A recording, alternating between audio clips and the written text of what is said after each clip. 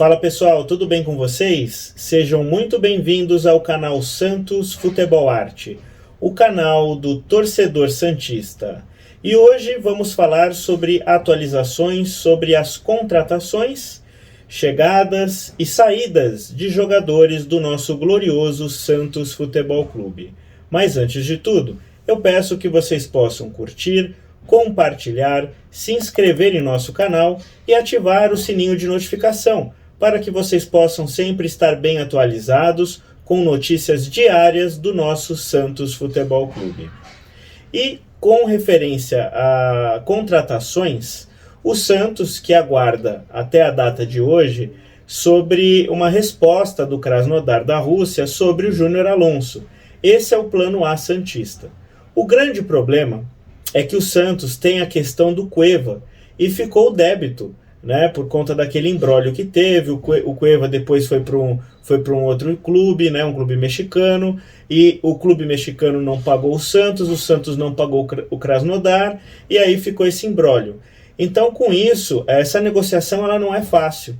A equipe russa está tentando, de alguma forma, incluir esse débito para que o Santos realmente possa reorganizar esse débito e efetivamente pagar. O grande problema é que o Santos também ainda não recebeu. O Santos ganhou o processo contra o Pachuca, mas ainda não conseguiu receber o valor. E aí vai caber aí a direção santista de tentar fazer algum tipo de composição, caso queira trazer o jogador, que recebe lá na Rússia R$1 milhão mensais.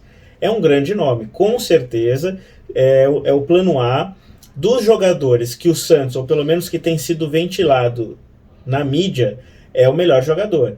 É um jogador de muita qualidade.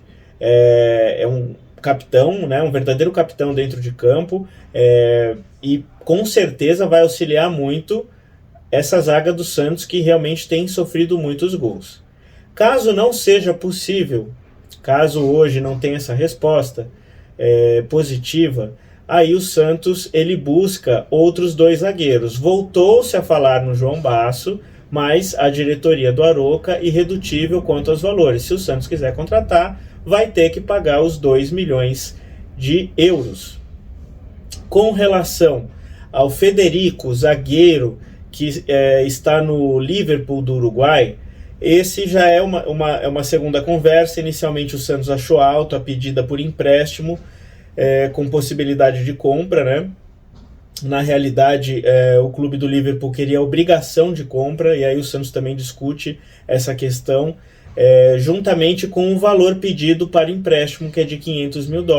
Então o Santos vai tentar negociar, e ele está aí como um plano B ou um plano C. A gente sabe que o Júnior Alonso é a prioridade, mas tanto o Basso quanto o Federico são nomes que têm sido ventilados.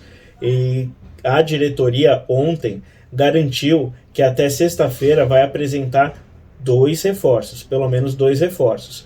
O que a imprensa conseguiu apurar é que é um zagueiro e um atacante de beirada. Então nós falamos agora dos zagueiros.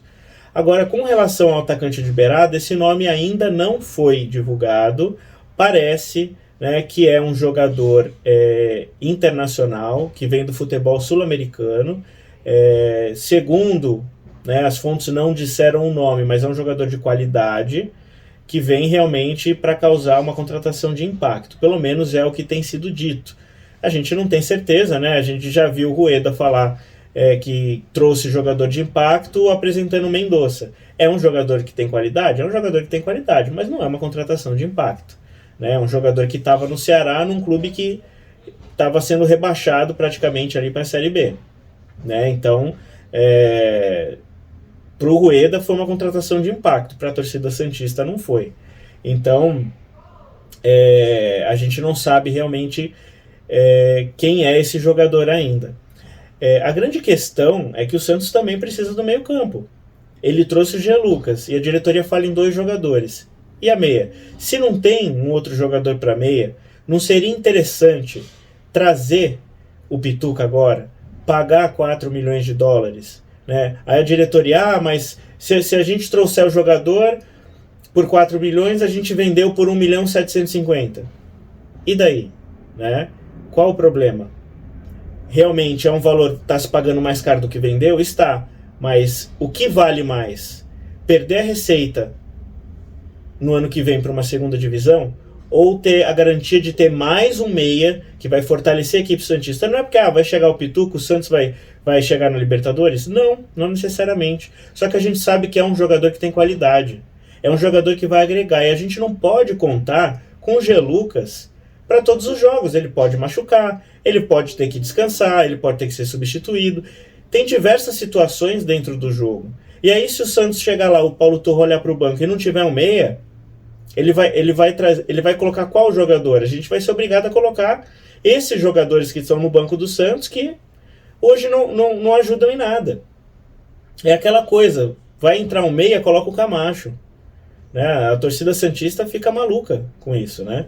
Fica desesperada porque olha para o banco e é um jogador que, estando no elenco, estando no banco, em algum momento da partida ele vai entrar. Então, se a gente conseguir melhorar a qualidade dos jogadores, alguns que estão hoje no titular vão para o banco.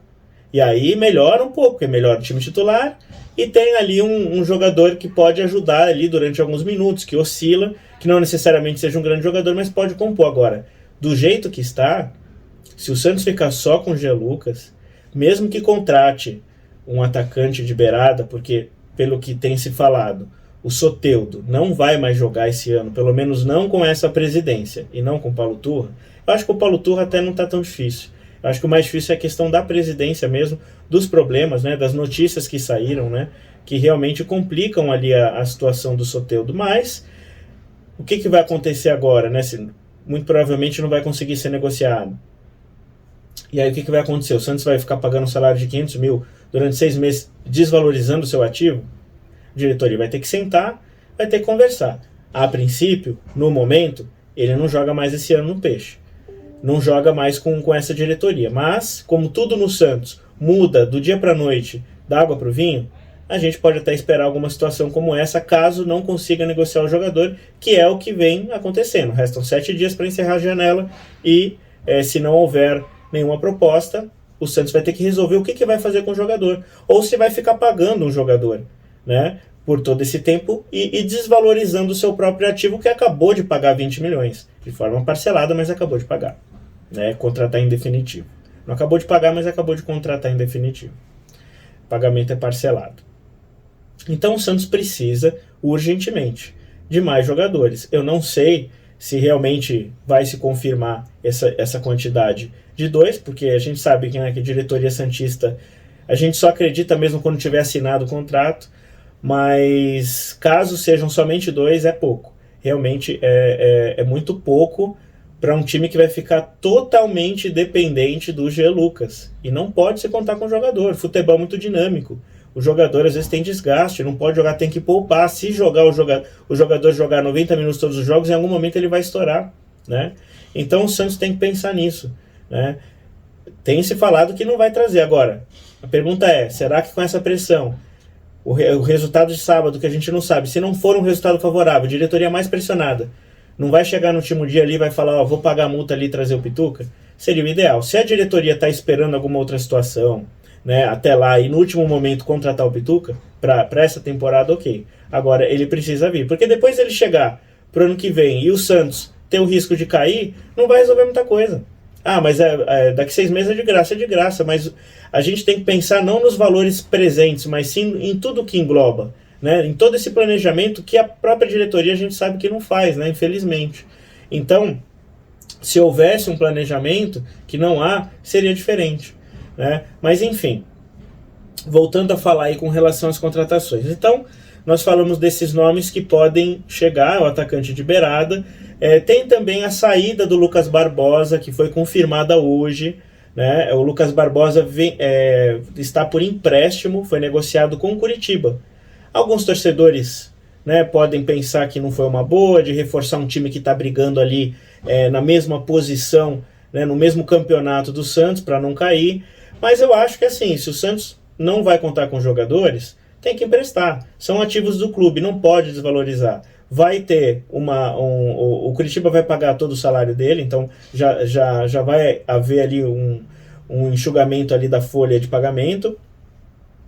E com isso também é um jogador que pode ser valorizado, pode ser negociado para o próprio Curitiba amanhã, ou para outro clube, ou para fora. Então, se o Santos não vai usar, tem que negociar, né? Tem que diminuir a despesa, né? Porque as despesas são muitas e a gente sabe que o Santos e parte financeira não se combinam, né? Então, realmente, tem que tentar negociar esses jogadores. Fora isso também, teve a questão do Mônaco. O Mônaco da França que vinha com uma proposta, que ao que vinha sendo ventilado pela mídia seria uma proposta irrecusável, só que quando se confirmou, eles fizeram uma proposta apenas de 12 milhões de euros. A diretoria santista acha a oferta baixa. Para realmente negociar nessa janela o David Washington, a diretoria aceita conversar. Se partir uma negociação de 15 milhões, mas o ideal ali está próximo de 18 milhões, a diretoria aceitaria a proposta. O que vinha sendo ventilado é que seria uma proposta de 18 milhões de euros e mais 10% em uma futura negociação. Dessa forma, seria irrecusável. Então, num primeiro momento, essa proposta do Mônaco vai ser negada. E cabe ali o próprio Mônaco tentar subir essa oferta ou algum outro clube que se interesse, se quiser realmente levar o David Washington nessa janela. Então, por enquanto, o David Washington fica na Vila Belmiro.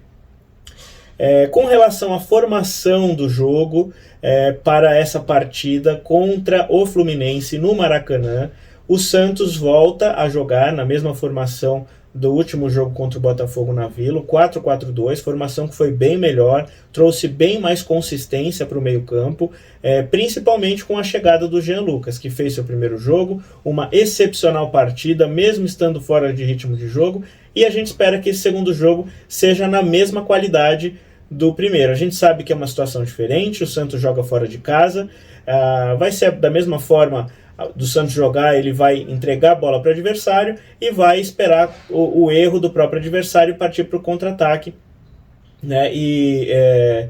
Que é o que tem se mostrado desde os jogos anteriores, só que agora numa formação diferente, trazendo mais consistência no meio-campo e protegendo um pouco mais a equipe. Pelo menos essa é a estratégia e a tentativa do Santos. É um jogo difícil, o Fluminense é uma grande equipe que nos últimos jogos tem decaído, perdeu para o próprio Curitiba por 2-0 fora de casa e agora tem a oportunidade de tentar se reabilitar. Por isso é um jogo difícil para o Santos por dois fatores.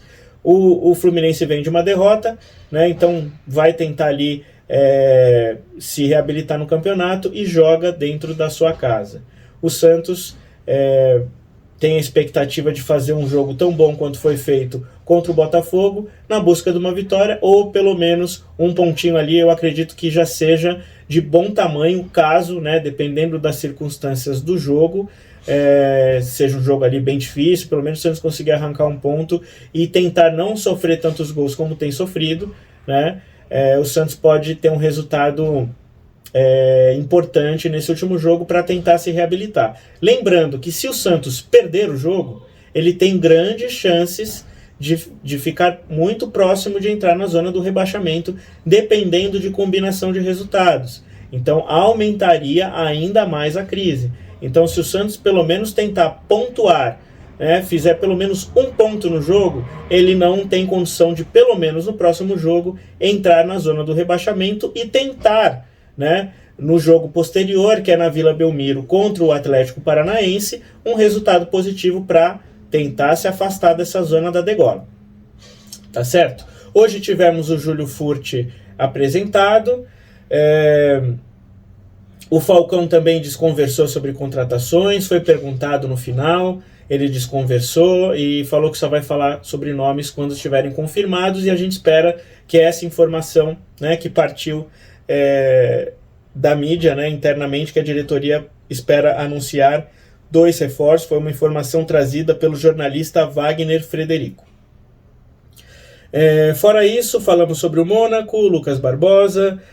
Com relação ao Pituca também, né, se o Santos resolver em última hora contratar, ele vai ter que desembolsar os 4 milhões de dólares. A diretoria japonesa é irredutível. O fato também do Santos já ter divulgado um pré-contrato não agradou os japoneses, e é uma forma também até agora de se virar contra o próprio Santos.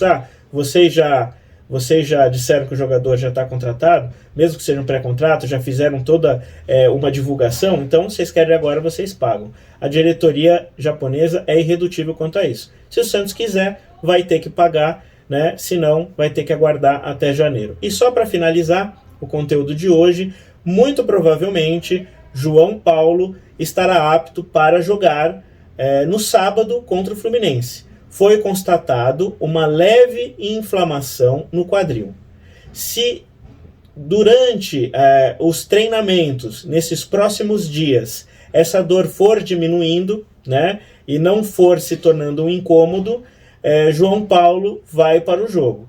Pode estar recuperado ou quase completamente recuperado até lá. Se for algo que não comprometa, ele vai conseguir jogar. Se as dores aumentarem, se a inflamação não cessar, aí ele não jogaria. Mas a diretoria santista, a comissão técnica, acredita, né, tem confiança de que o jogador possa sim estar disponível e seria um grande reforço. A gente sabe que o Vladimir é um goleiro já com muita experiência, 31 anos, né?